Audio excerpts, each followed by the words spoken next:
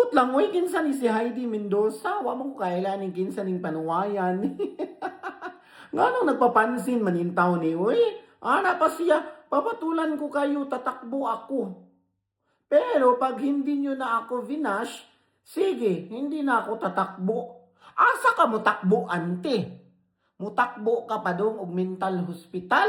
Or mutakbo ka sa runway, gokdo ni mong eroplano? Mutakbo ka sa EDSA? Or mutakbo ka pa dong sa Kasilya sa Anidoro? Nalibog ko. Unsay imong takbuhan, anting? Ano nagpapansin man ka?